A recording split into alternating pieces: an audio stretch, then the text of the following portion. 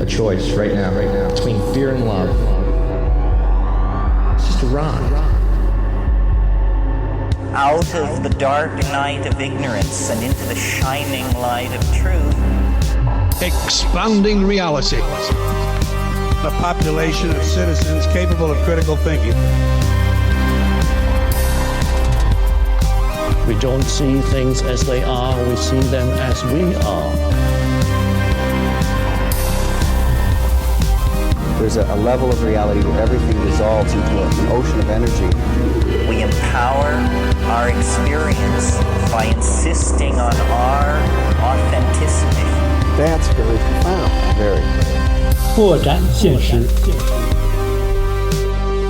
Welcome to Expanding Reality. I am your host, Brandon Thomas. On this very, very special episode, guys, we have Samuel Chong joining us to talk about a book written by a guy named Desmarquet that he just got so obsessed with that he went to go find the author in Vietnam, and it's just an incredible story. So the book that we are discussing today is called The Abduction to the Ninth Planet, aka the Thiaoouba Prophecy, the Golden Planet. Now, this is a true report by the author who was physically abducted to another planet, and it's one of the coolest damn stories ever, guys. This is why I started this show, is for this story right here.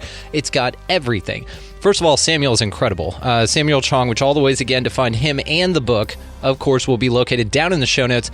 But on this one, we talk not only about the abduction experience that Michelle encountered and Thao and all of the, guides and characters and animals and structures and planets and everything in this story.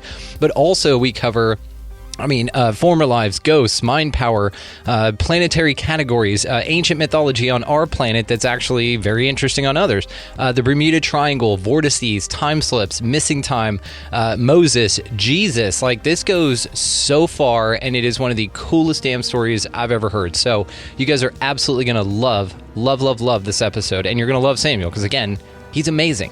So guys, check the show notes for all of that. While we're doing this, before we get to the conversation, let's talk about the resource links real quick. We've got Food Forest down there, Opus, the Organization for Paranormal Understanding and Support, as well as Red Circle. If you want to start your own podcast, we recently switched, in love with these people. The link is down there called Start Your Own Podcast. Definitely take advantage of that. Also, the Manifester's Guide. If you really want to step your game up as far as your life goes, check that out. Call my friend Dewey Taylor, and the link is down there. Promo code Expanding Reality, all caps, no spaces, right? All of that's linked down in the show notes. Definitely check that out. As well, while you're down there, check out expandingrealitypodcast.com. That's where links to everything can be found, the socials, lives are replayed, all of that good stuff. But you could go sign up to become an Expansive Insider, and that is where all of the fun stuff is going on. We have bonus episodes, your X-Panel series that we've got over there, the huge collaborations. As well, if you would like, support the mission. If you find value from this show and these conversations, support in any way that you can. There's a link down there that says support the mission. Huge, guys. Every little bit helps. Definitely share and support and rate, like, all that good stuff. Everything everybody else asks you to do, go ahead and do it, because it's very, very important for shows like this that you actually enjoy. So definitely check those links down in the show notes, guys. Let's get to this amazing conversation with Samuel Chong. Welcoming to the show, we have Samuel Chong hanging out with us. Samuel, how are you, brother? Good, very good. Good. Well, you are the representative for an amazing book by Michelle Desmarquet, which we are going to get into here, the Thiaoouba Prophecy. Did I say it right? I know everybody mispronounces it. How do you pronounce it? Thiaoouba. Okay. Thiaoouba Prophecy, the Golden Planet, which was formerly called The Abduction to the Ninth Planet. Amazing book, guys. So, of course, all the ways to find Samuel, as well as this amazing piece of literature right here, will be located down in the show notes, to make sure that you guys check that out.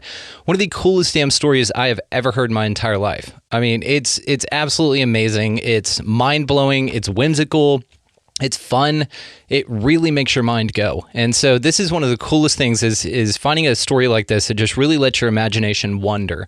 And we on the show here, that's the name of it, Expanding Reality. And this single book right here does exactly that. So let's talk about it, man. First of all, how the hell did you find this damn book?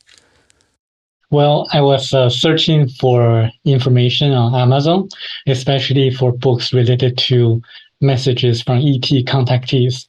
I was looking for information so that I can learn, especially the ET technologies or something related to how we can evolve at much faster pace.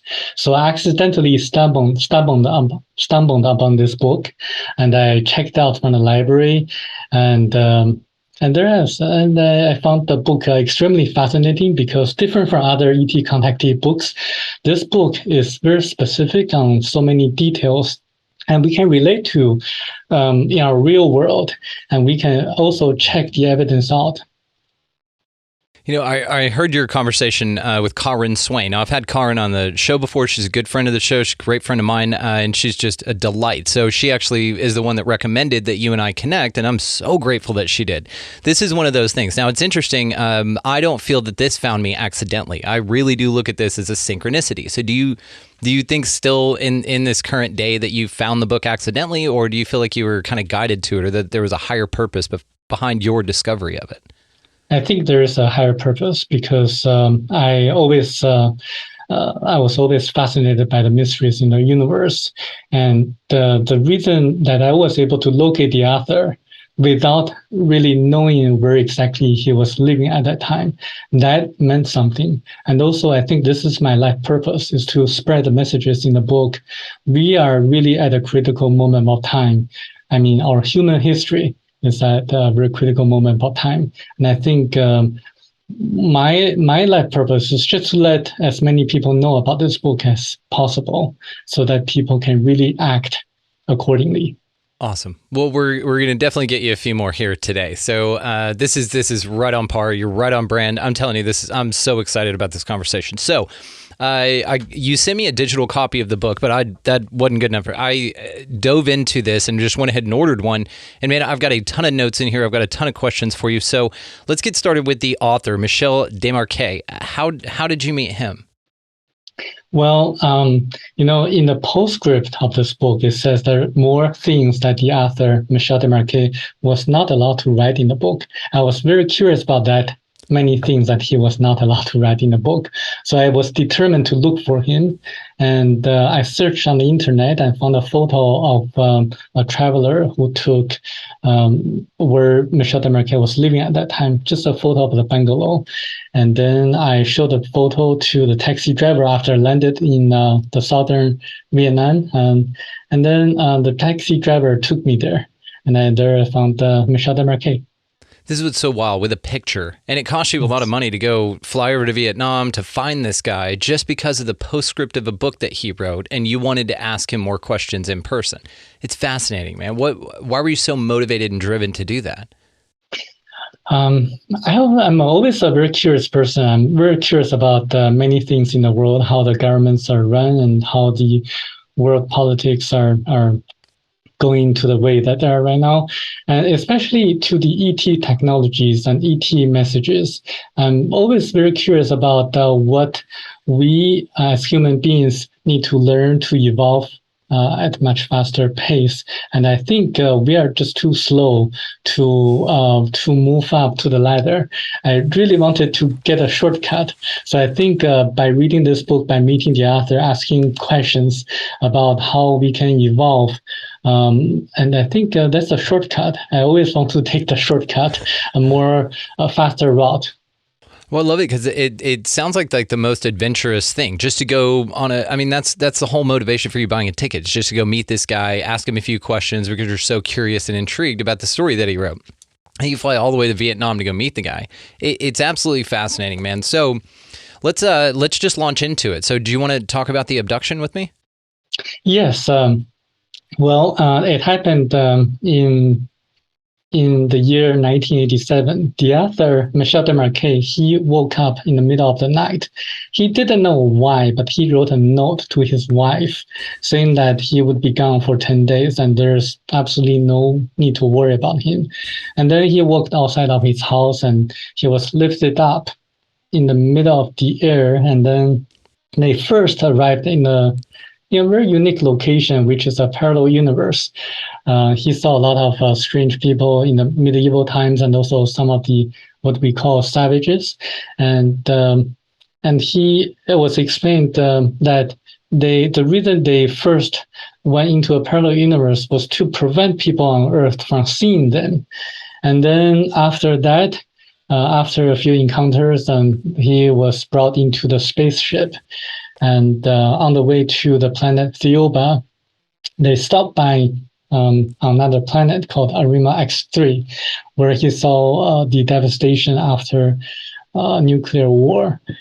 And then, but after arriving on the planet Thiaoouba, he had a very, very interesting experience, and he was explained many of the mysteries on Earth, such as who built the Great Pyramid of Egypt, and for what purpose, what happened to the people and the ships and planes who went missing in the Bermuda Triangle, and where did the black people, the yellow people, and Caucasian people and Jewish people come from?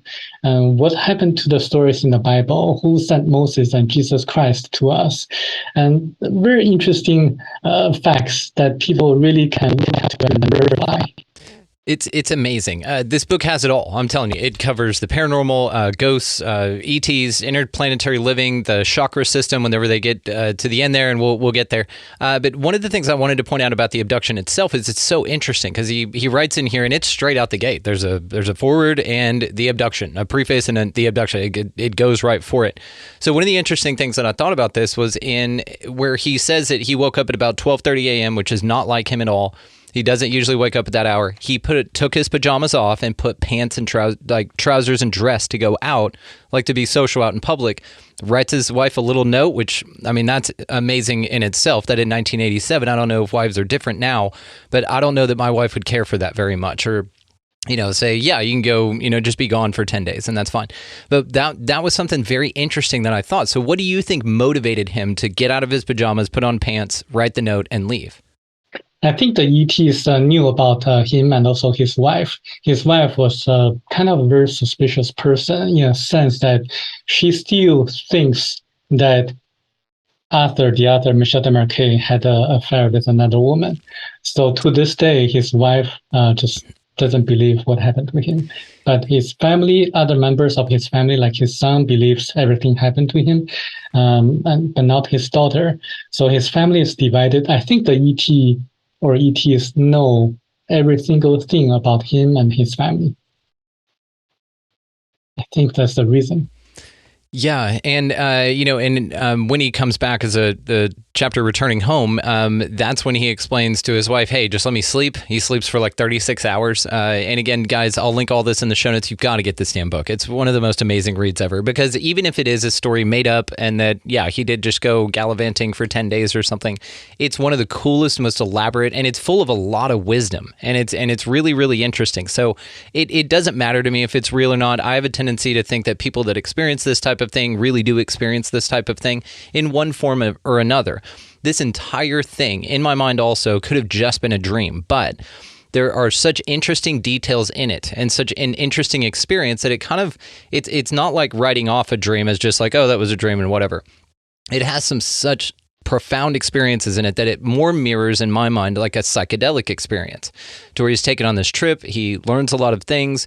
He walks around, and again, we're going to get to this, but one of the interesting parts about this was that he just put clothes on and left and wrote the note, floated up. And then another interesting part was whenever him and Thao, isn't it? His guide? Thao. Yes, Thao. Also kind of like a Dante and Virgil story. It's almost like the, Dante's Inferno, to where he has a guide that takes him. He is whisked off somewhere else. Issues with the wife, so there's a lot of parallels there with that story also. Now, something that I found interesting was whenever they were ascending up into the ship, she grabbed her belt and said, "Just don't touch me at all." Why do you think, in your mind, that whenever they were ascending up to the ship, she was very overemphasized, do not touch me whatsoever until I tell you to. And then once they were on the ship, she said, okay, we can touch now. So what was that about? I believe that they're using a kind of magnetic system or electromagnetic system to lift themselves up. So I think if Michel Desmarquet really touched Tao at that moment of time, it would interfere with the force the electromagnetic force that would cause a lot of issues with their system. So I think that's a very technical issue in which the author, Michel Desmarquet, really didn't explain to me why that's the reason. I don't know if that fact was explained to him by Tao or not, but that's what's written in the book. There are a lot of things written in the book that are not really explained by Tao. I guess we'll just have to do our own homework and to find out the reasons. Absolutely. And Tao even says in here, when he was asking about the speed, and we're going to get to the ship, when he was asking about the speed that it travels, she said, like several times the speed of light. And he wanted more details and she couldn't give it to him. And she even explains in here as sort of a disclaimer, hey, there's going to be a lot of things. We're going to go through a lot of information. I'm not going to be able to go into super detail about all of them, but just know that this is the answer that I have provided for you now. It's very interesting. So let's talk about the ship, because that thing is crazy. So what are some of your favorite details about when he was brought on board the ship? My favorite detail is that they really went through a disinfection process. They used yellow light and blue light to disinfect him. It killed about over 90% of the germs and the bacteria and the viruses.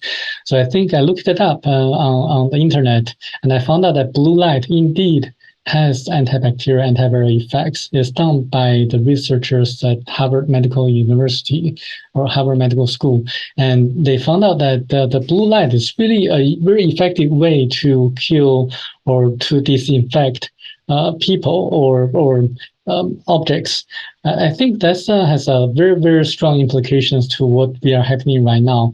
There are companies in China that are really using this blue light to disinfect or come up with products to help people.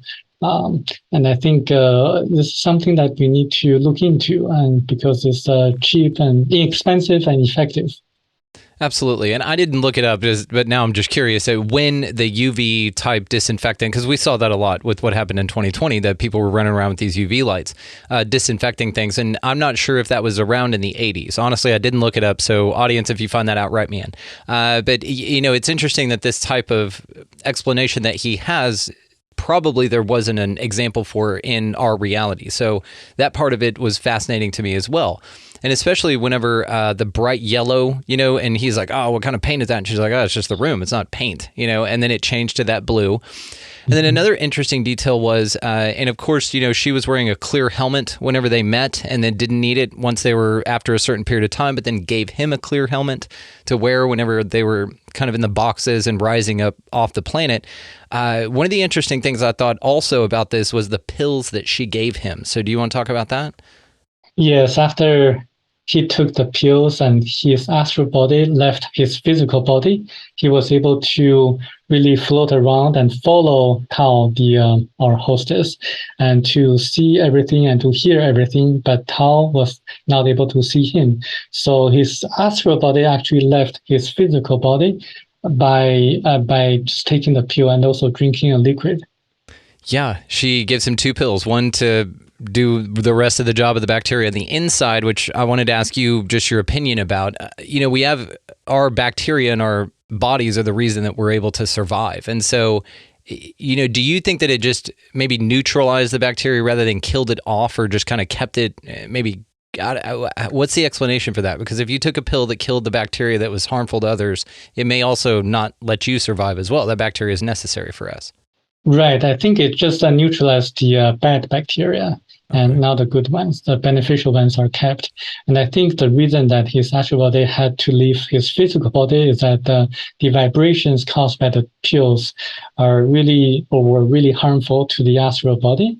If the astral body were kept into his physical body, it would interfere with the vibrations of his astral body.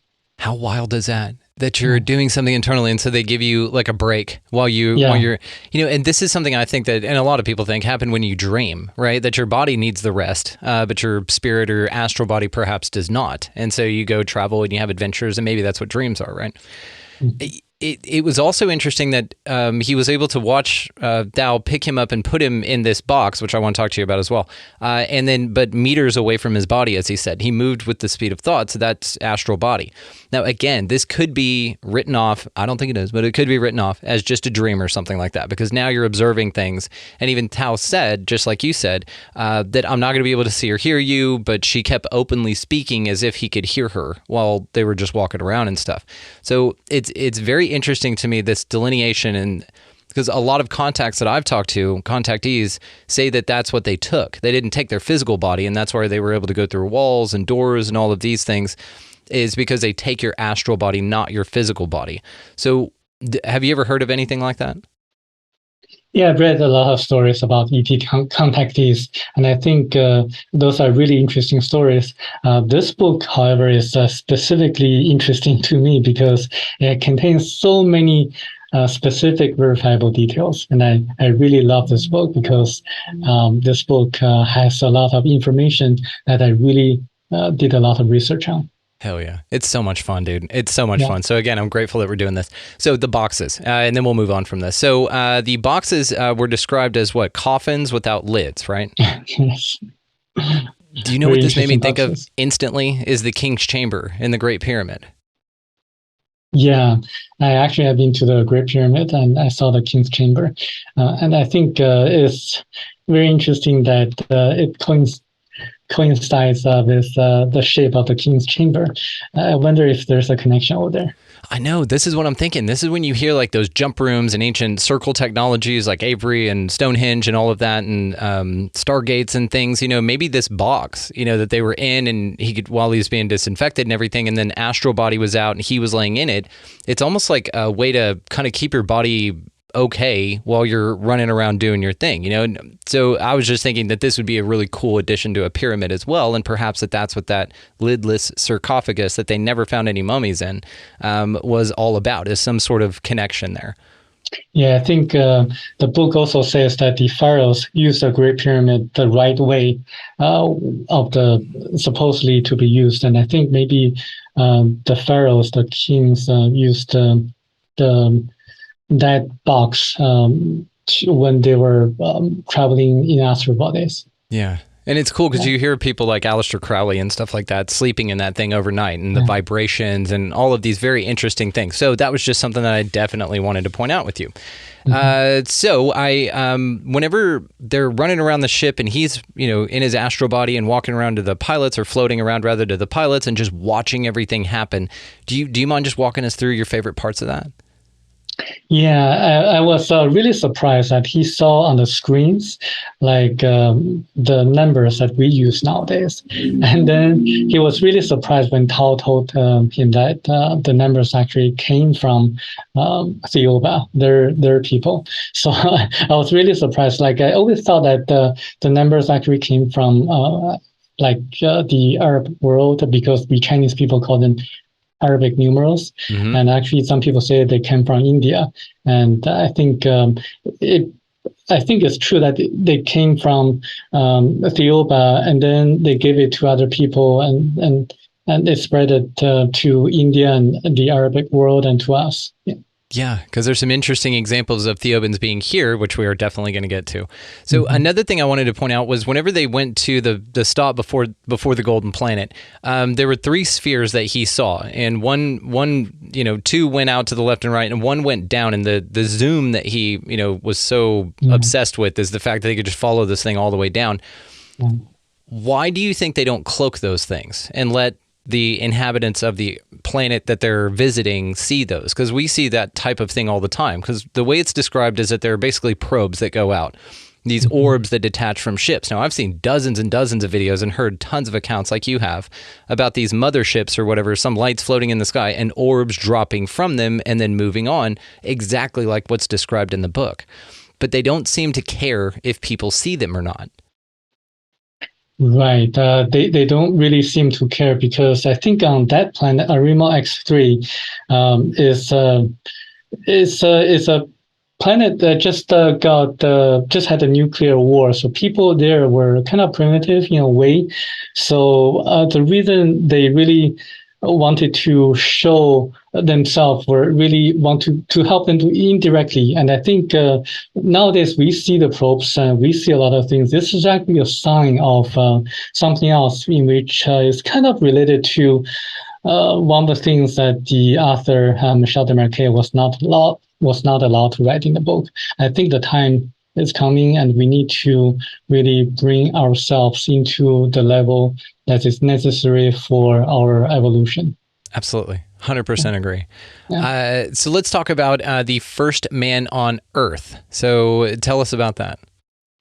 Yeah, we all came from other planets. The black people and yellow people came from one planet called Bafratini, and we came from like millions of years ago.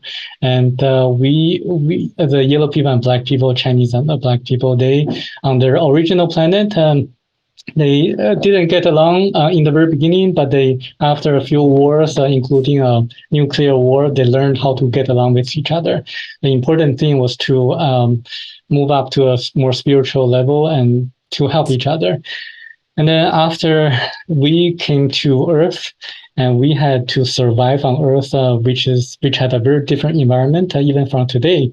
And we had to learn how to adapt to the different gravitational forces, and also the mosquitoes, and the yellow people and the black people all had extremely difficulties figuring out how to deal with the yellow fever, which was spread by the mosquitoes. And the yellow people came up with a vaccine and gave it immediately to the black people, and the black people also helped the yellow people in a lot of ways. So the two group of people really helped each other over the number of years, until suddenly one thing happened. An asteroid hit the Earth and then caused a lot of turmoil and Earth changes. The asteroid actually split into three parts. One part, I think it hit the Red Sea, and the other part hit the East Timor area. And the last part hit the Galapagos Island. So that caused a lot of flooding and volcanic activities. So most of the civilization on Earth at that time were destroyed by this kind of unfortunate natural event. So, I've heard other people talk about this as well, is that humans aren't from here, like they're from somewhere else. And we hear this with Zecharia Sitchin in the Anunnaki story. We hear it with the Jewish population in spirit science, and they talk about Atlantis and Mu and all that kind of stuff, which we are going to get to as well.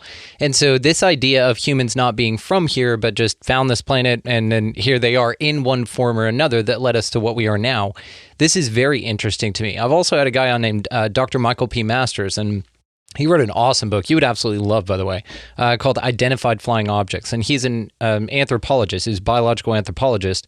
And his book, or his idea, is the contention from an anthropologist perspective of looking at hominid skeletons going back, that, aliens or bipedal humanoids could be, future humans coming back in time machines, which I absolutely love, right? It's one of my favorite ones.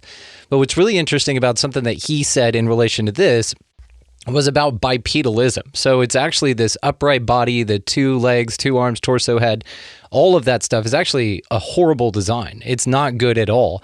It's not the most optimal design that we could see, especially for the conditions on our planet, with the atmospheric conditions, with the gravity, with everything it takes. Now, it has its advantages, right? Like, so in evolution, they tell us, well, we needed, binocular vision because we're predators, and then we stand upright so we could stand, and we have use of our hands for tools and all of that good stuff. And that's awesome. But one thing that I'm very interested in is the idea that, people or human beings on this planet aren't from here at all. And it was kind of seeded, and this idea of the beings or whatever finding planets all over the place and just saying, yep, that looks like a good one. Because it said, in the book, that 1,350,000 years ago is when this civilization sent reconnaissance and then found Earth and said, you know what, this is awesome. We're going to set up shop here. And so then they had challenges, just like overcoming the gravity, and especially mosquitoes, man. I share that with them.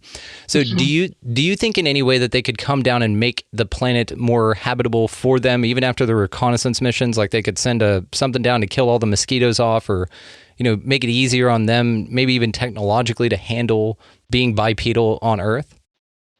I mean, talking about the black people and yellow people, they certainly didn't know the dangers of mosquitoes at that time. If you're talking about the Thiaoubans, the ETs coming from the ninth category of planet, I think they really wanted us to learn how to survive and how to respond to the life challenges. So I think they didn't interfere by killing all the mosquitoes on Earth, was just trying to allow us and giving us the opportunity to learn and how to come up with a vaccine against the yellow fever, and how to really cope with the difficult situations on Earth, so that we can really learn on our own and to have more vivid lessons on the way.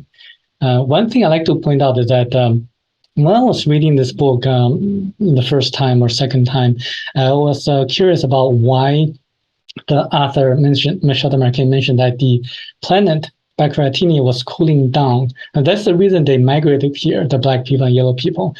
I thought, what do you mean by the planet cooling down? So I did the research. What the author Mishlove meant was the core of the Earth, of that planet, was cooling down. So when the core of a planet cools down, it loses the gravity, and the atmosphere got lost. So that's why if the atmosphere cannot retain like oxygen and other useful air, and so it will be impossible for any species to survive on that planet anymore. This is something that happened to Mars 300,000 years ago. So Mars, the core of Mars also cooled down. So the people on Mars had to move to another planet. So that's what happened on Mars. So if anyone like Elon Musk was thinking about moving us to Mars, then I think he needs to reconsider that option. I agree with you. And I think that there's a lot of interesting ways we could take this conversation, especially bringing flat Earth into the conversation, which I'm a huge fan of just ideologically. I think it's interesting. And so when you look at things like the inner core of a planet cooling down, that goes against what physicists talk about today, as far as having a molten core that is heated, and there's molten under there, and there's no cavity or anything like a hollow Earth or something. So several things about some woo-woo stuff that I just find fun to entertain the thought of were written out immediately with this book. The idea of a hollow Earth, or a hollow civilization, or a civilization living within Earth. Also, that Earth is flat or something like that. Now, it doesn't necessarily rule them out. It perhaps tells of a story in a way that the author expected to see and be presented with these things. So if this author had never even entertained the extra-dimensional, time travel, flat Earth, inner Earth, anything like that, then yes, the experience would present itself in this way, because that's what he was most familiar with and would expect. And there's even a quote in here that I'd noted to talk about Thao putting information in his head about, like, saying, okay, right here. So this is an excerpt from it. All that I imagined was this is Thao speaking to the author. All that I imagined was projected into your astro-psychic body, which is as if it was happening. The only thing is not having time to prepare you for the experience. I had to be very cautious. So again, it seems like they have the ability to present any information to us that we wish to see. And even further, it goes on to say, to create, when you create an illusion, the subject or subjects should be prepared to see what you want them to see. So for example, if you want them to see a spaceship in the sky, it is important that they're expecting to see one. Same thing. If this is a reality in which there is interdimensional, and that's the real base reality, perhaps coming to a planet or an area or a realm like ours, you would need to present the experience in this way so that this person didn't get distracted by these other concepts, right? So that they were able to take him on this journey without having to explain, which is, there are tremendous things in this journey that are explained, but then even the basic stuff of the physics of the real way that reality works, if there is an alternative to this globe model, to the vastness of space, to all of that stuff. So that was a lot there, Samuel, but what do you think about that? That basically reality could be a lot different, and they just project in your mind what you think that what they think that you want to see or expect to see. I take it as that the Tao, the ETs from this planet, they are the masters of the mind. I mean, they can really project like a vision to us.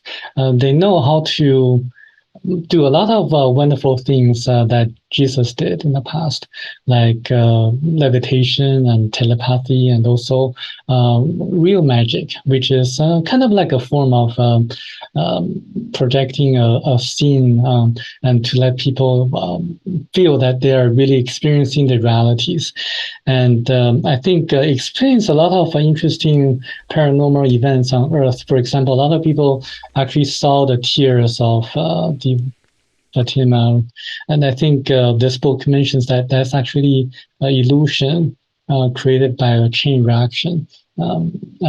Is actually something that people should note for it. Yeah. And this mass psychosis, these mass sightings that everybody sees, and they could just be all in the mind. And so this is what's so fascinating to me, is once you get to a level with this, technology, because all high technology at a level is just consciousness, right? And so perhaps at that level, they can kind of know, what you're able to mentally take in, even though this, again, the story is so phenomenal and fantastic, and it's such an adventure. But even that, they perhaps don't give him all of the information or all of the knowledge about the true existence of reality. I mean, you could just be, one of the things I say all the time is you could be a brain in a vat somewhere, just being fed electrical signals, and that's your existence, right? And it would feel the same, just the same ability that they have to project these images or these screen memories that we hear a lot about in contactee cases into people's minds to make you think that that's what happened. And I don't know. I don't really trust any of it. Do you trust ETs? I'm just curious on a side note here. I do. There's a good side note. It's a very good point. A lot of ET contactees have this kind of horrifying and terrifying experiences of feeling the fear or terror. I think that's actually done by government black operations, because the U.S. government has the technology already to project images into people's mind.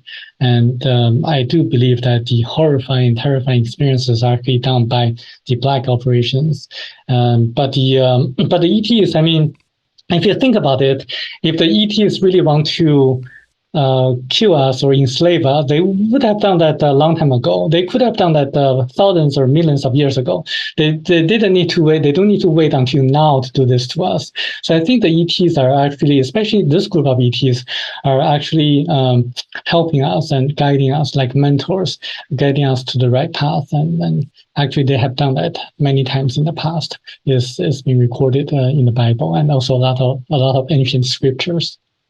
Yeah, the motives are interesting, because even the people that say that they've had horrible experiences, and this, you can say this again with psychedelic experiences, with life after death experiences, all of these things. There's a percentage, and it's a very small percentage, that say it was a horrible experience.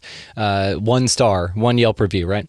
And then it does though seem that if they can be manipulative at that level, one could then just assume, or maybe make a logical, not too far jump to say that perhaps they implant in your mind things that you hated, that then they go, no, you actually love that. Like, everything was awesome. And so really the small percentage of people that say it was horrible perhaps are the ones that aren't as susceptible to the mind control. And they can say, no, it was actually a horrible experience. But then a higher percentage of people say, no, it was a wonderful experience. But again, if they have the power of the mind that they do, they could just convince you that you had a great time, or that you went on this awesome adventure, and it wasn't. Again, I'm very skeptical, which I know the Chinese people are as well, and so you share this with me, but I'm also a lover of this kind of cool stuff, and I'm a huge fan of it. I just, again, want to bring that into the conversation to just kind of make it a round thing here.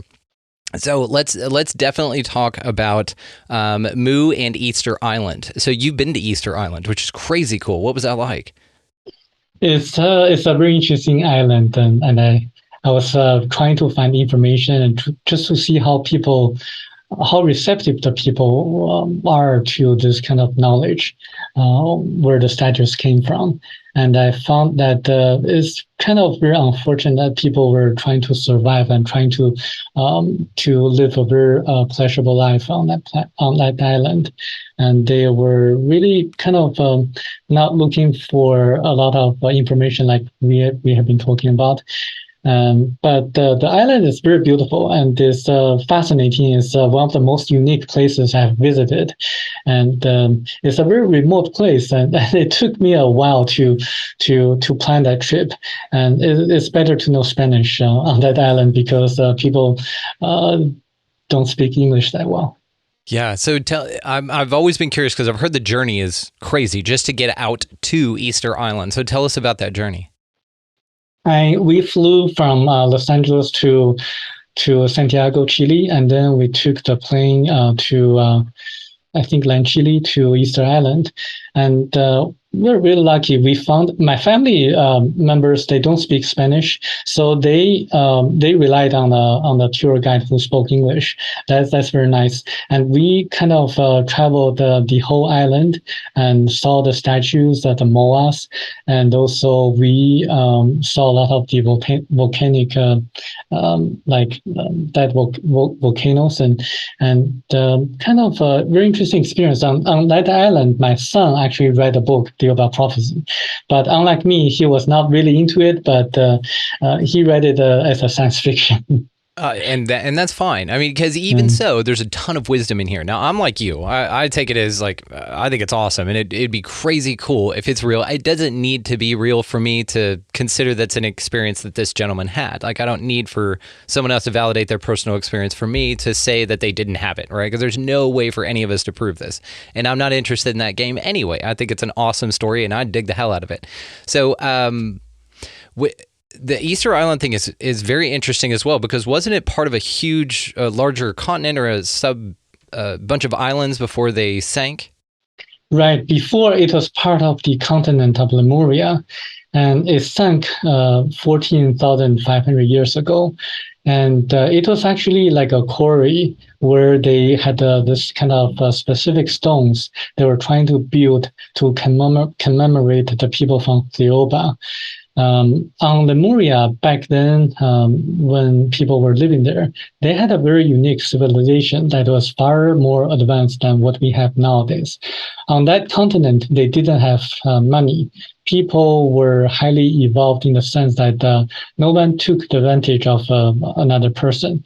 They went to the supermarket. They went to the market in the city of the town, and then they just took what they needed without any waste or anything that just they took what was necessary for them to live, and they exchanged everything just based on established laws and regulations. Everyone followed the rules. No one took any deviations from the laws. So it was a very, very interesting description written in the book. I strongly suggest people to read it and to see if we can really imitate the civilization on Lemuria. But unfortunately, the technologies that they had on that continent, they didn't let the other people know at that time. So when the continent sank, the technologies such as anti-gravitational technologies and supersonic vibrational systems that they used to cut the stones in a very precise manner, those technologies got lost. But some of them really passed on to Atlantis, and then where they used the technologies to build the Great Pyramid of Egypt, and also other interesting places on Earth. Yeah, across Mesoamerica. I mean, there's so many consistencies across building styles, and especially just the thought of the pyramid anyway. So one of the quotes from the book as well was, "On your planet, money is the worst of all evils. Now try to imagine life without money." And the author and Tao go into this, and they talk about, you see that Tao would have read my efforts. If you can't imagine such a life, you are caught up in the system. So this is the thing, and it's very tricky, and I've heard this as well about that you can't manifest things that your mind can't imagine or that you can't visualize. So even that, a life without, a planet without money, what's that look like? And so from our perspective, and this is delineated in the book as well, I was happy you did it, was, that's socialism. And it's like, well, no, it's not. At a mature level, if it's executed correctly, it's not socialism. This is just like having the unity consciousness idea with someone in the third dimension, right? Or a lower... not lower hierarchical, just lower spatially. They're not as curious about the higher concepts of consciousness. You can't tell somebody that you're all one and then them jump immediately to the, I can just go kill people because I can just go kill anybody I want because we all just return to source. We're all the same thing, right? There's a level of maturity. There's a gap in goal, right? Between what we can visualize and what it would look like implemented from the perception that we have on the planet that we do, being a part of the system that we have been for so damn long. So even concepts like this, which is another reason, again, guys, I'm going to link this down in the show notes. Highly, highly recommend it. Now, whenever we talk about Lemuria, Mu, Atlantis, all of these older civilizations, the Emerald Tablets of Thoth, and all these wonderful, wonderful stories, what happened to those people? I mean, after the Earth changes, actually, Lemuria and Atlantis actually were the continents sunk into the ocean. The book really doesn't talk about Atlantis, how Atlantis sunk, but for Lemuria, it was caused by earthquakes and also the gaseous belts beneath the continent, and then volcanic activities, and also everything happened in a very sudden, in a very short time. And the author, Michel Desmarquet, actually relived the days when the continent of Lemuria sunk into the ocean. And he saw how horrifying the entire experience was. And also, it's really like a natural catastrophe. It's not something like a war or something like that. But it makes me really think what we need to be prepared of in the future, especially with the current situations, climate change or anything. But more importantly, how to really live in a more spiritual way, because the book keeps emphasizing that the danger is not nuclear bomb. The danger is the way we live. And we really need to think about it. Completely agree. Again, it's that jump. It's that gap in the goal that we've got. There's a big gap in between even what we can conceptualize and what it will take for us to survive as a species, if that's something that we're interested in doing. This holiday season, you might be looking for nutritious, convenient meals to keep you energized on jam-packed days. Factor, America's #1 ready-to-eat meal delivery service, can help you fuel up for brekkie, lunch, or dinner with chef-prepared, dietitian-approved, ready-to-eat meals delivered straight to your door. They just drop them at your door, people. You'll save time and eat well. You'll stay on track with your healthy lifestyle while taking all of your holiday to-dos in stride with good meals in the tum-tum. If you're too busy with all this stuff, these meals are easy to get done. They taste great. All you've got to do is head over to factormeals.com/expandingreality50 and use code expandingreality50 to get 50% off. That's code expandingreality50 at factormeals.com/expandingreality50 to get 50% off. Again, with these natural disasters, with all of this, with Lemuria being such a high, enlightened, technologically advanced, even though it was in a different form, it was what we would call magic. How was there no way to determine that this was about to happen to them? Or was it just a destiny thing or something nefarious? Or like, I would think that a civilization that's in tune spiritually knows the earth and knows a lot about the earth, or that technologically advanced would have some sort of like inkling that this was going to happen. Kind of like the planet whose core was dying and cold. Like they had the foresight and they had time to be able to go, oh, we've detected this. Things are getting colder. We got to go somewhere else. And they just jumped ship to go to another planet. We don't really have that option. So it seems interesting, again, that these Lemurians, had all these advanced technology, couldn't see it. We have some early warning detections. I wouldn't call us technologically advanced, but like we'd be screwed if something like that happened, and it would just be over for us. One thing we have to keep in mind is that Lemuria, the people on Lemuria, also lived on Earth, which is a Category 1 planet. It's not Category 2 or 3. It's pretty primitive and basic, just like elementary schools. So people there, although they had advanced technologies, they really probably didn't really focus on earthquakes at that time. One detail in the book was that there was like a meeting of 7 important, the highest leaders of that continent. And then there was like a suggestion that the earthquake was about to happen. And then I think there were a lot of warning signals to the king of the Moria at that time, but it was too late. I think it's just like when you are the ruler of a country, and there are always different voices and voicing different opinions. Some say the earthquake is going to be very strong. Some say no need to worry about the earthquake. Just like nowadays, like if someone is the president, and some people are going to say the vaccines are good for people, and some people are going to say the vaccines are bad for people. There are just it will be really difficult for the ruler or the decision maker if someone is not wise enough to make the right decision. I think this is happening nowadays too. A very unfortunate event. It's very interesting, and I'm on board with your perspective, man. Again, very enlightened. I dig the hell out of this. So let's talk about the Golden Planet. All right, so Golden Planet, man, go. When they get there, what's going on? So first, before arriving on that planet, Michel Desmarquet saw a golden mist surrounding that planet. Everything is like so bright and so beautiful. After he landed, he was given like a helmet, like a sunglasses to filter out the sunlight and also the strong colors, because on that planet everything shines so brightly that it would hurt or maybe make Michel Desmarquet dizzy, because of the strong colors and the strong lights.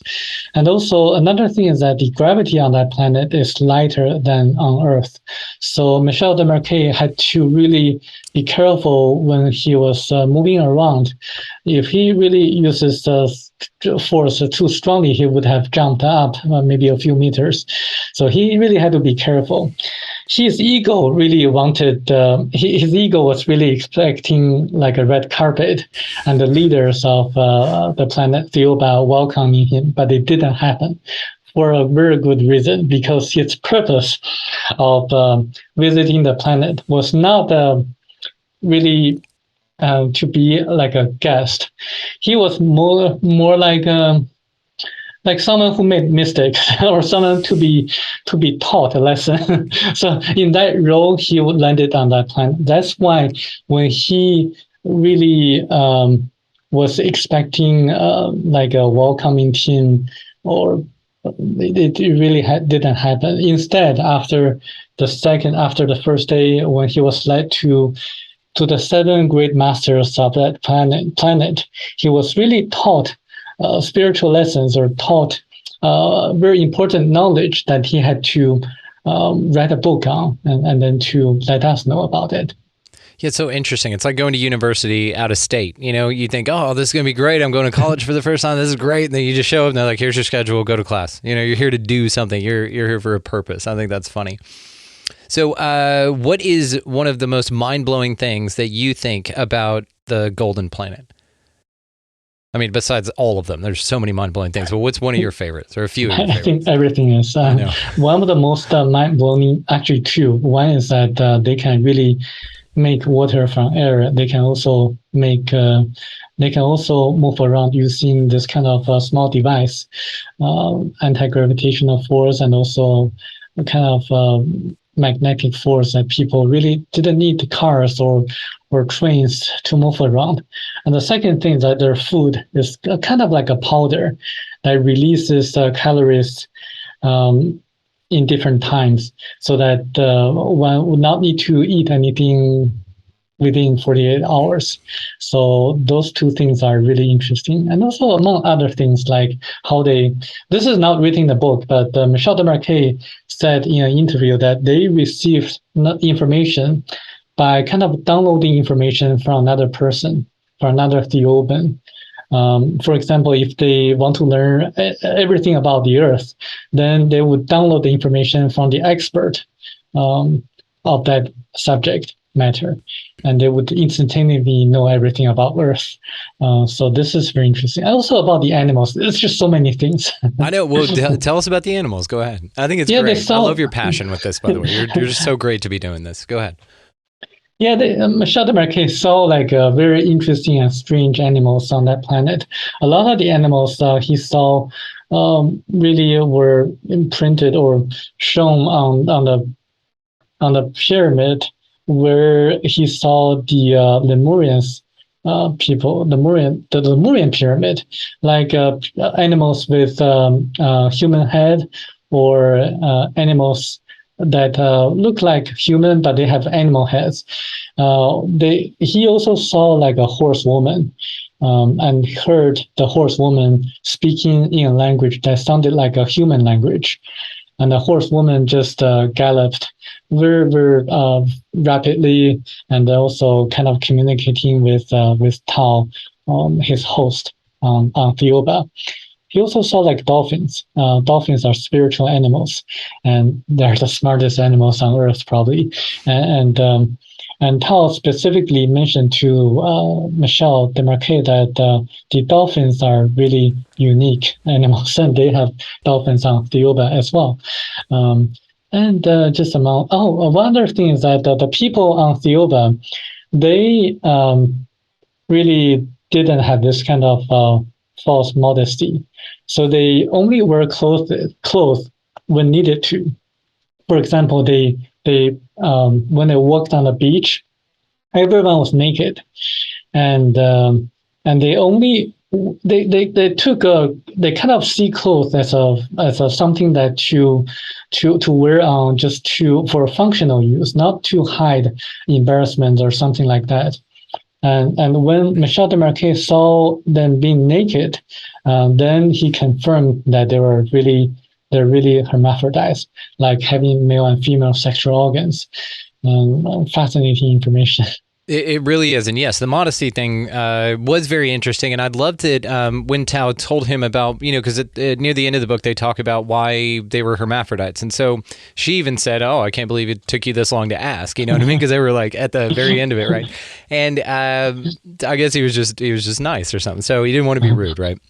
And so one of the interesting things I thought about her description of that is because they've transcended. They're the most advanced thing out there. They're a category 9 planet, right?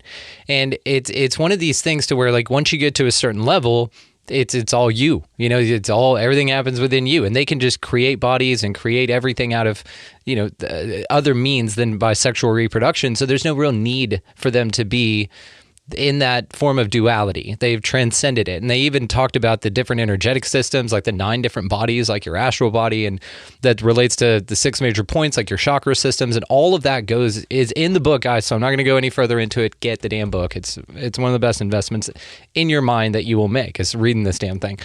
So with the animals, I thought it was interesting too. These horsewomen that he saw, they had wings tucked in. So now we're talking Pegasuses. Now we're talking chimeras with the Lemurians that he saw with the animal heads on human bodies. So this ties into mythology that's here on Earth.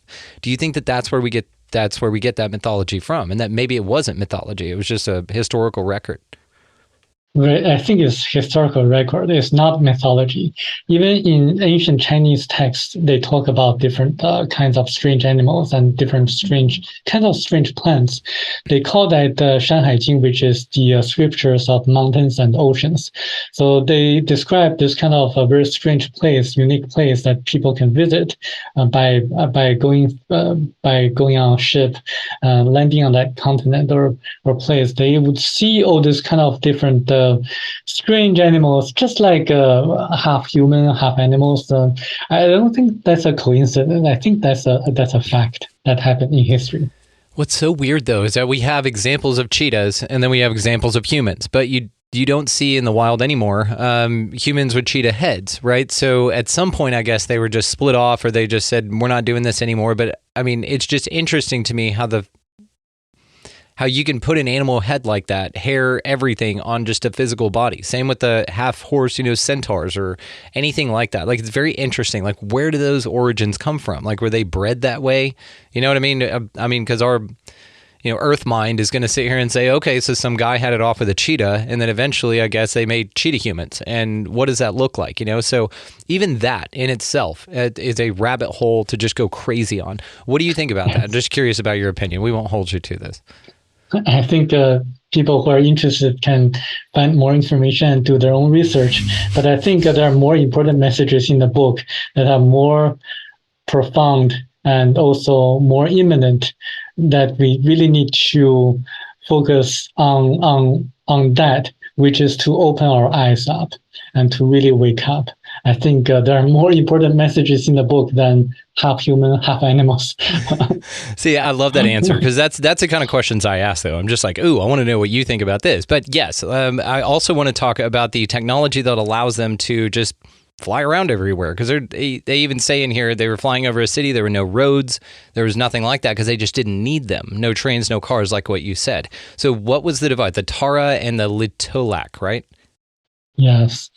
So they use those kind of small handheld devices to, one is to really neutralize the gravitational force. They call that the gravity, they call that the cold magnetic force of the Earth. So it really is the same word I used in another book called, written by James Churchward, that talks about Lemuria.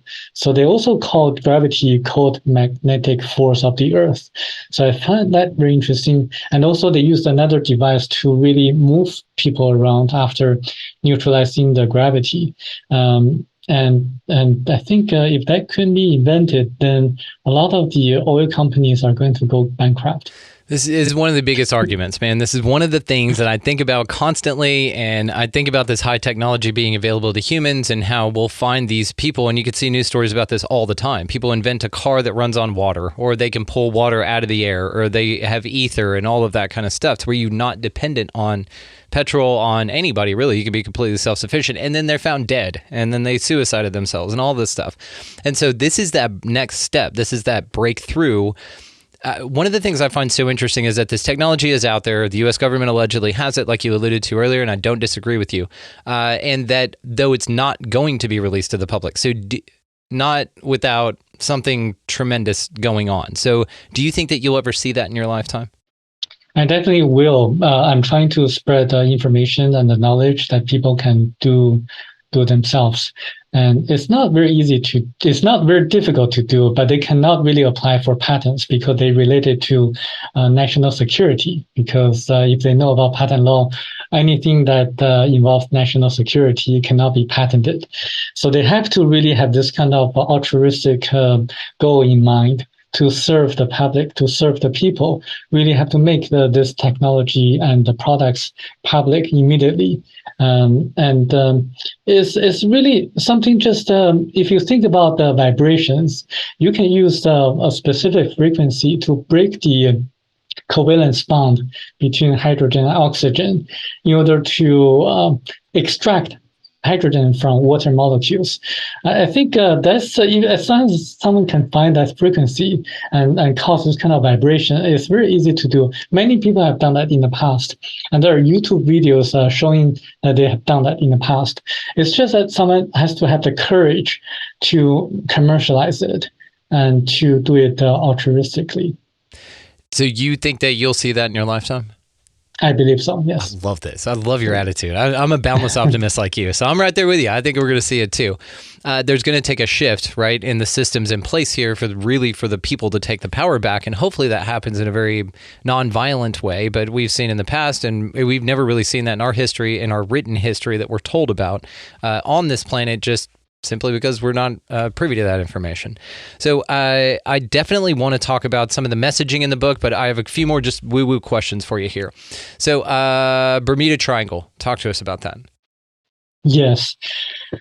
There are many, it's a fact. People have to really do a lot of research on this, but it's a fact that many ships and planes vanish near the Bermuda Triangle. It's well documented.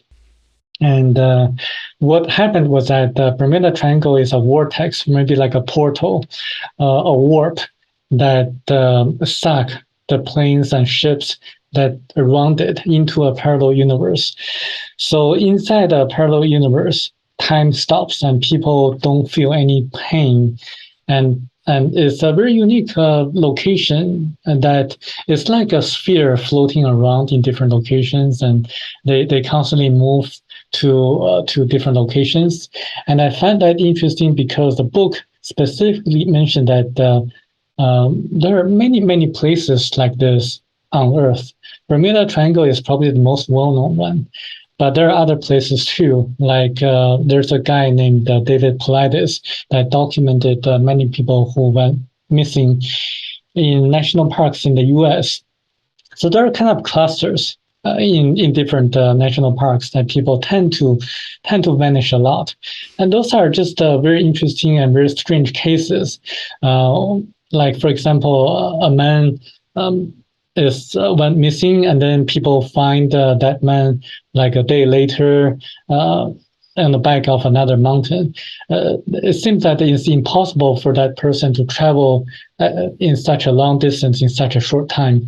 So there are a lot of other interesting documented cases that people went missing, and I suspect that parallel universe is one of the explanations. Is the explanation for some of the cases documented by David Paulides.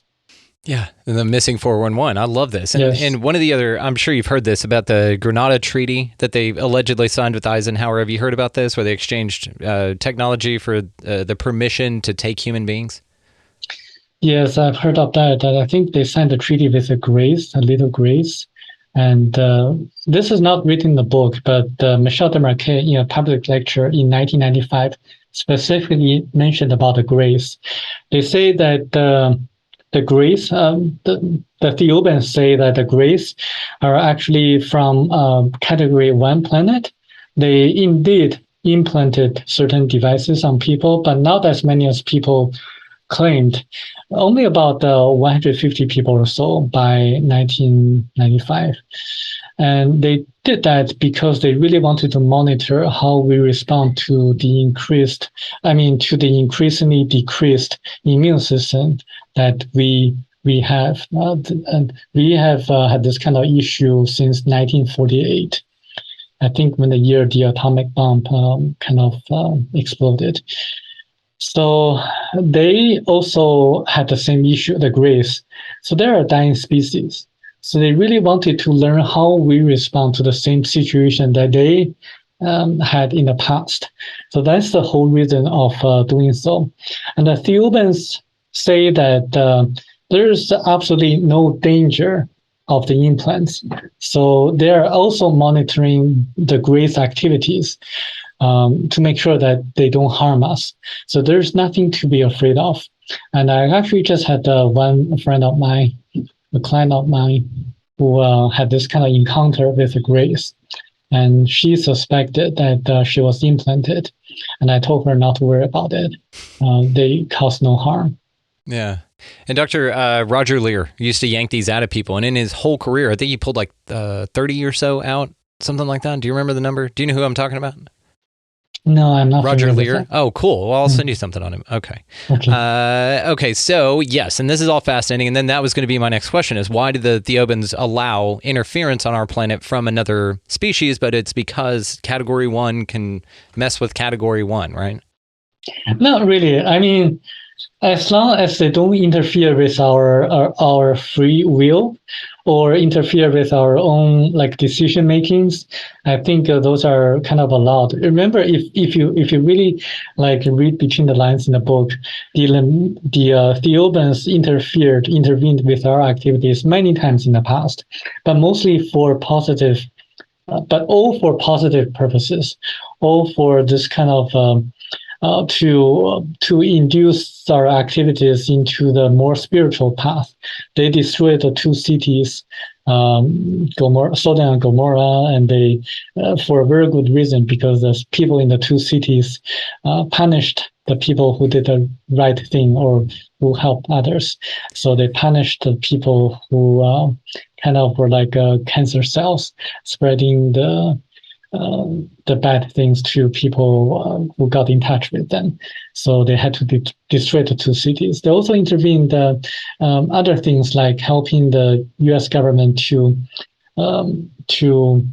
make or to invent the atomic bomb at a much faster pace than Germany, because Germany at that time, according to the book, was also trying to develop an atomic bomb. They sided with the U.S. government the lesser of the two devils. Yeah. To really, I mean, they believe the U.S. government was really sincere at that time to help the humanity, because otherwise, according to them, there would have been 3 times more deaths during World War II.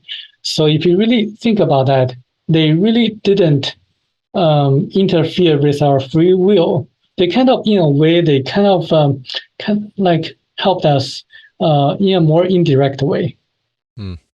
You know, and I guess I need to call Thao up then and let her know that she needs to come back, because there's cancers like Sodom and Gomorrah running our governments all over this place. And so if they are going to come back and intervene because people are being taken advantage of, hurt, children being hurt on a very deep level that we won't go into, all of those things, it seems like now we're ready for a Thiaouban renaissance more than ever. I mean, I don't know about you. Like, I don't know that we're any worse off than Germany, as far as the America and the U.S. go, as far as getting an atomic bomb. And same thing, like, well, it seems interesting that all these extraterrestrials, or a lot of contactee reports, talk about that they are very interested and obsessed with shutting down our nukes and taking those out. And so it's just interesting that I guess they helped us develop one. Now we've got it, but the bad guys, air quotes, the bad guys that they decided were bad, because there's also reports that the Greys teamed up with the Nazis, gave them a bunch of flying saucers and stuff. So it may have been a way to even the playing field. I think the interference thing is very interesting because it's all so subjective, and who convinced them that the U.S. government was doing the right thing? Because there's companies like Standard Oil. Standard Oil was ran by Rockefeller, and he provided the oil for the Nazi planes. So there was like U.S. funding Nazi airplanes to kill U.S. citizens. You know what I mean? So it's that type of, I guess, discretion on their part is very interesting. I would just like to have a conversation with Tao and be like, hey, check it out. We actually need you right now more than ever. Here's kind of my proposal on this. And then you go over to the U.S. government and tell me what they think about destroying our education system, our medical system, running everybody. This is just the way that I look at it. And a lot of people look at it. So it is interesting, if they're going to intervene at all, that they would have done it back then, and only for the government, not the Nazis, which is also interesting because a lot of people say that the Nazis didn't surrender. A wonderful book called The Fourth Reich by Jim Marrs, where the Nazis didn't surrender, Germany did. And this is where we get the world that we see today. A bunch of them went over to Argentina. And so, like, where's the, you know what I mean? I don't know. I have a lot of questions for Thiaoouba, so that's all I'm going to say. So, well, I can maybe get into some of your questions. Yeah. Well, they're actually doing this they're helping us right now by inviting Mishlove Desmarquet to their planet. They did that a few times in the past. One of the most notable one was actually Enoch, in the book of Enoch. Mishlove Desmarquet specifically mentioned that Enoch was actually taken by Thiaoubans to their planet, and just to show him, and also to give him messages. And Enoch actually wrote a book as well. And if you really dig into history and to see what happened after Enoch wrote that book, what happened, you're going to find very interesting things. Enoch is, I think, the grandfather of Noah, right? And I think, yes, or great-grandfather. Yeah. So if you see what happened after Enoch was invited by Thiaoubans to their planet, and if you look at what happened afterwards, so this is like a warning to us. We have to really mend our ways and to really help ourselves, because according to them, God helps those who help themselves. And this is the reason why I'm so desperate in spreading the messages. I'm asking for people's help. I'm getting on as many shows as possible just to reach a wider audience. And people really have to take these messages seriously. And it has to come from the people, not from the government. Because major revolutions or changes always come from the bottom, not from bottom up, not from top down. So we really have to get the people's act together and to change our ways so the government can change. Yeah, I agree. It's kind of like a ice cube or like a glacier or something like that. When it gets too full and too tall, it flips over, right? Yeah. And so it seems like if the government gets too high and powerful and we're just over it, then floop, the tables switch. So kind of like a pole shift or something like that. It's literally a pole shift, an energy shift. So I think it's interesting. I could debate why aliens, or talk to you about why aliens come here and decide to do what they do all day long. But I definitely want to at least touch on Christ. So Jesus Christ, man, tell us about that. Well, before I read this book, I didn't believe a single word in the Bible because it's just the Bible just didn't make any sense to me. But after I read this book, it made total sense to me, especially the New Testament. And so Jesus actually, there are two Jesus, one born out of Virgin Mary, and he really couldn't perform miracles. He traveled to India and to China and died in Japan. So there is a tomb of Jesus Christ in Shingo village, Japan.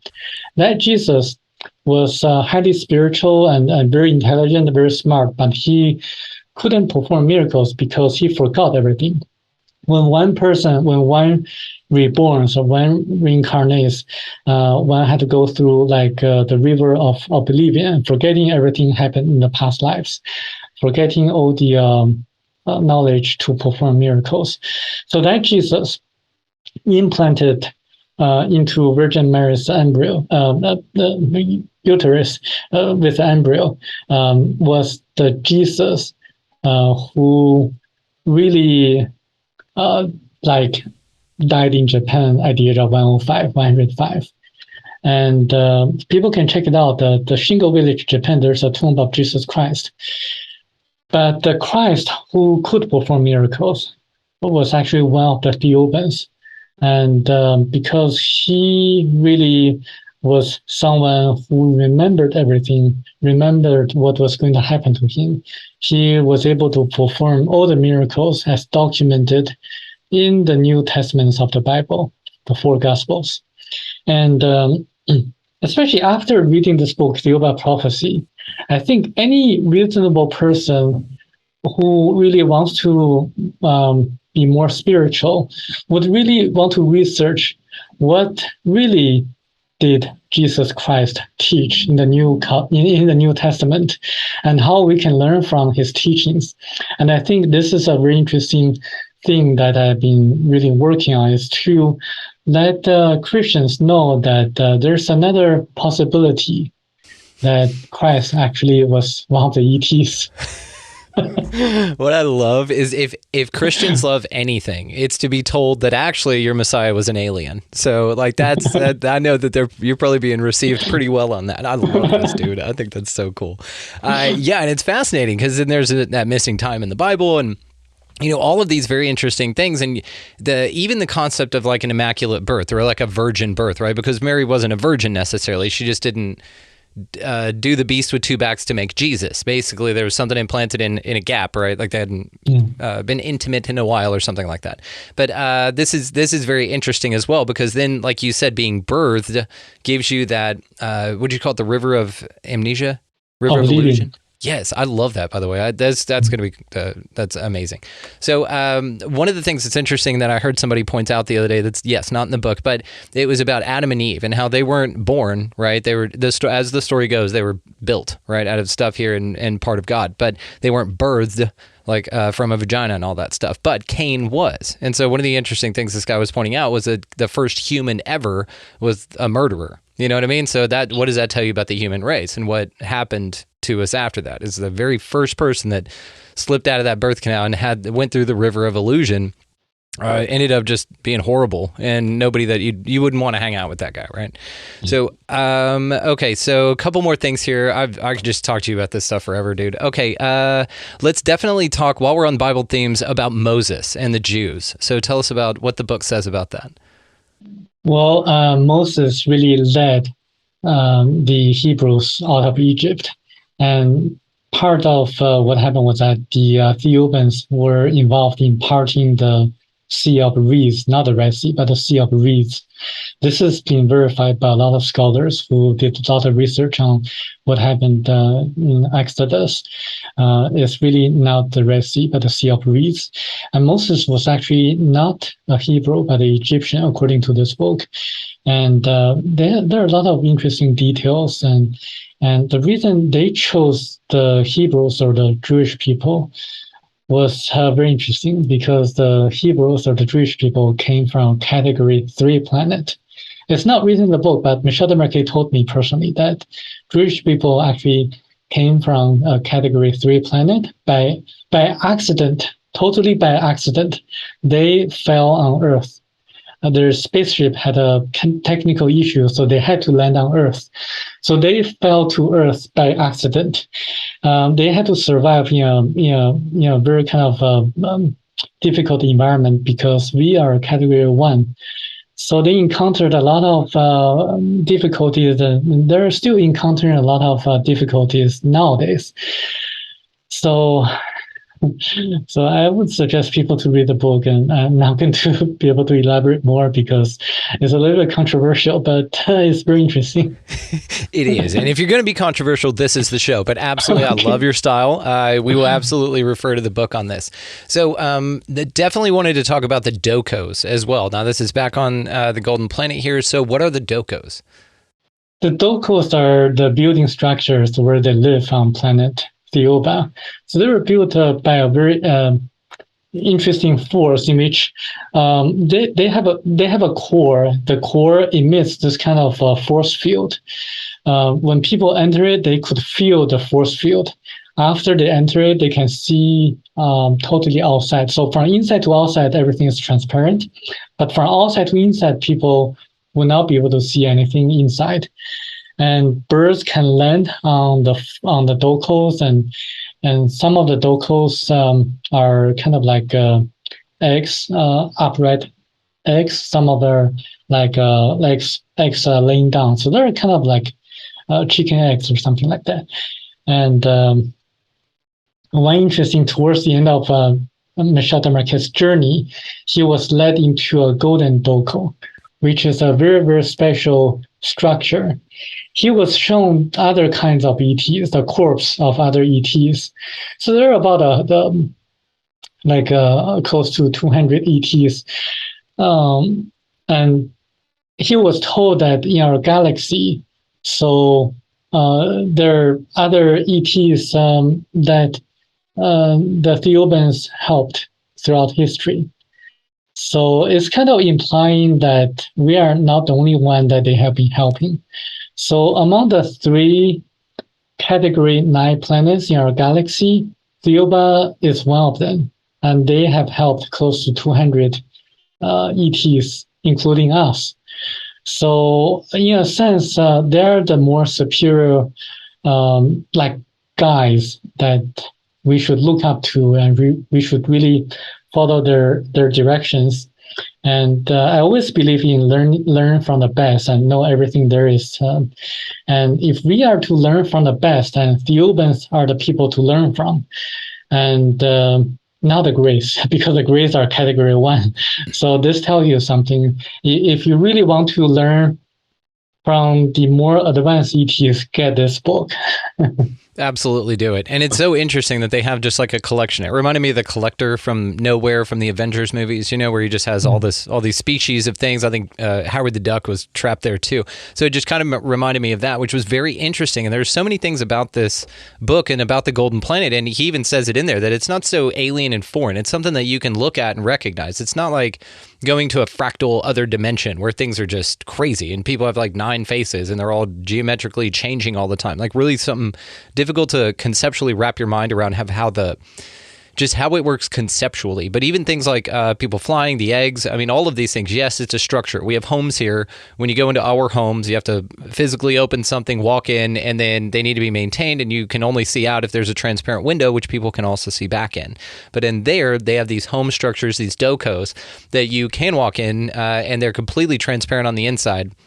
I like Karin's question that she asked you, that she just was thinking the whole time where they hang their paintings, where they have their art at. I thought that was cute. But then from the outside, you can't see it at all. So you do have that privacy, which is very interesting, man. I love this. I love everything about this. So what about, I definitely want to touch on former lives with you. So former lives, tell us about what the book says about that. So we exist in our physical bodies, but we also have astral bodies. So when a person dies, the astral body leaves the physical body and then gets united with the higher self. And then there's a life review process to see how the person did in his life or her life.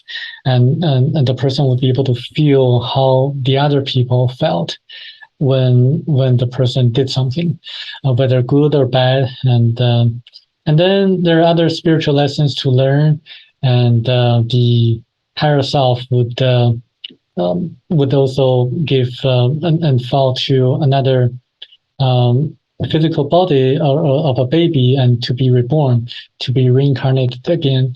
So Michel Desmarquet was shown his previous 80 lives in a very special way, and he actually experienced how his previous 80 lives were in a very short time, like a brief segment of it. And he was a mining worker in Germany. He was a few times a beggar on the street. He was a queen, ruling a third of the planet on another planet. And he was also a few times a mystic, or maybe like a hermit. And he experienced everything. They tell him that life, or different lives, are kind of different locations on a wheel. One has to experience everything in order to learn the full lessons of life, the meaning of life. So one has to be like everyone, like the richest person and the poorest person, in order to experience everything and to learn all the spiritual lessons one has to learn in his or her own life. And so life is a learning process. And I think it's important to know that there is life after death, and there is reincarnation. And this is what actually Jesus was trying to show us through his resurrection after 3 days. 3 days is a very interesting number, because according to Michel Desmarquet, told him that 81% of the electrons of the astral body remains on Earth after 3 days, and then gets reunited with the higher self. So after one pass away, 81% of electrons remain on Earth for 3 days. And then there's also the other 19% that remains on Earth forever until it's recycled by nature, or when the person reincarnates, that the other 19% goes into the embryo or the baby. That's something that's so wild to me, is this idea of, and this also ties into ghosts, absolutely, with this extra 19%, because that's kind of just what hangs out around here. Now, what if you don't reincarnate on Earth, and then your energy, just 19% of your energy of that lifetime that you had here, the electrons of that lifetime, they stay here until forever, or somebody else just comes along like, well, if you're not going to eat it, I'll take it. You know what I mean? Kind of thing. Yeah, it's like that until they're recycled by nature, either by plants or animals or by people. So there are people who just kind of dispels or kind of get rid of the ghosts. They do that in a certain way, and they just let the electrons get recycled, or by nature or something like that. So I find that fascinating, because there's a lot of fear to ghosts, and there is no need to fear ghosts, because if you think about it, they're just electrons. They have memories of what happened to that person when the person was alive. So that's why they always haunt the places they loved or hated. They also have, because of static forces, they resemble the person when the person was alive. But if you really don't like the ghosts, just use a lighter, because fire can cause electrons to separate, or maybe to get rid of the electrons. So I think, just use fire. Yeah, or a desert, because I've heard also high humidity is where you get ghosts and these apparitions from, because it can form in the high humidity of the molecules in the air. So if you just have a super arid, dry place, like not a lot of ghosts running around the desert, I guess. That's one of the implications. I think Mike Ricksecker talked about that on the show, and I just found that fascinating. So yeah, and that's just such an interesting thing. And so now I'm thinking these people who do ghost hunts and who give send ghosts onto the other side, you hear about all of that's a very common thing. Oh, I have to send this ghost. I have to let them pass over. It's that confusion. All of that is an interesting thing because it's just sort of like an energetic echo of the person that was here. Kind of like if somebody invented an AI bot of you, it would have every search engine, all of your possibilities, all of your qualities, so it would mimic you, but it's not really you because you're already 81% of yous over on Thiaoouba hanging out with Thao and flying around, right? But really, it's like this energetic imprint that kind of can mimic it's not really you. It's just a small part of you, which I found very interesting that was talked about in here. Okay, so we got ghosts, we got the mind power was something that we definitely touched on that I was so interested about, but we're not going to get to it. We're going to refer back to the book, guys. Definitely check Samuel out. I'm going to be linking all of the ways to find him. I'll let you have the last word here, man, but I mean, the Thiaoouba prophecy, absolutely incredible, guys. Definitely. I mean, I know I talk about a lot of books on here, but man, this one is fascinating, and it connects so many themes like we talk about on the show here, so I find it very valuable, and I think you guys will get a huge kick out of this. And Samuel, I can't thank you enough, man, for coming by and hanging out. You're welcome back anytime, because I have so many more questions for you. So this was a delight, dude. So thank you so much, brother. I really appreciate you. Thank you so much. Thank you for having me here. 谢谢我的朋友。再见。谢谢。再见。 Just one of the coolest stories ever. Samuel Chong, one of the coolest dudes ever. I mean, this is why we do it. This is why I started the show right here, is for books like this, for stories like this. So definitely check out in the show notes all the ways to find Samuel, as well as the Thiaoouba prophecy, which is located down there. Abduction in the Ninth Planet, easily one of the coolest stories and one of the most fun books to read. You guys will absolutely love it. Couldn't recommend it enough. While you're down there in the show notes, check out our resource links. We've got Food Forest Abundance, Opus, the Organization for Paranormal Understanding and Support. Also, if you'd like to start your own podcast, host through who we just recently switched through, which is Red Circle, there's a link down there that says start your own podcast. I love when people do that, and so just go for it. Absolutely use that link. You could definitely get some advantage there by using that. So, also, while you're down there, if you really want to take your life to the next level, the Manifestor's Guide, could not say it enough how much Dewey's done for me personally in my life, and it's huge. So we're very proud to partner with them.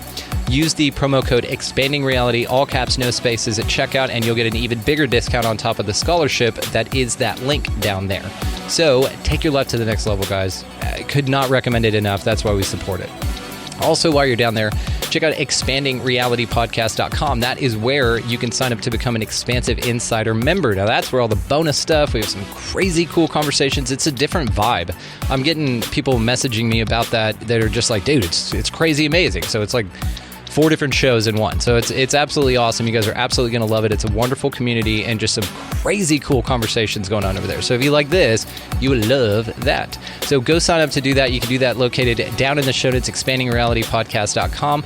As well, while you're there, or just click on the link, support the mission. We are on a mission to do bigger and better things. Like, this is next step of me coming out and actually meeting you and doing meetups and doing these huge expos all over the place. Like, there's huge goals and visions for this thing, and it all starts with your aligned engagement. So support the mission. That's what it requires. Come on down, hang out, value exchange with us. If you find this valuable, prove it. Go give as little or as much as you want. It's about investing in something you find valuable, and that's all we're ever asking for anyone to do, is be actionable. So check all that stuff out, guys. It's an amazing community over there. Support the mission either way, and y'all go out into this beautiful, mysterious, amazing place. Even though we're a Category 1 planet, which is no big deal, it's still kind of cool, I think. Then go out into this amazing place, and while you're at it, raise us to at least a Category 2. I think we can do this. There's a small list of things, and it's probably just something like pick up a piece of litter, be nice to everybody you come across, get out of the left-hand lane for sure.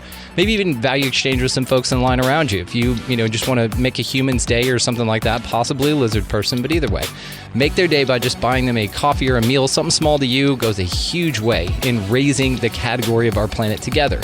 Again, get out of the left-hand lane. You got somebody behind you wanting to pass. And of course, go out into this beautifully mysterious place, whatever the hell this thing is, guys. And y'all be good to one another. That's it. That's really the whole thing, right? Be good to one another. Thank you so much for listening, for watching, for aligning, and engaging. We will see you next time.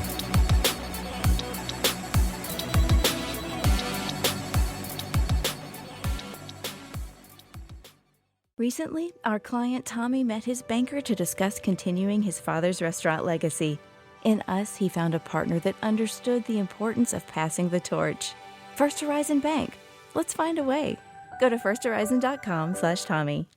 At Sleep Outfitters Outlet, great sleep is a big deal. Save 40 to 60% every day on every Sealy, Stearns & Foster, and Tempur-Pedic. Queens as low as $249. Customer exchanges, closeouts, and floor samples. Inventory changes daily, so come in for your dream deal today. With no credit-needed financing, expert advice, and up to 60% off retail, it's never been easier to get the sleep and savings you deserve. Go to sleepoutfittersoutlet.com for financing details and to find a store near you.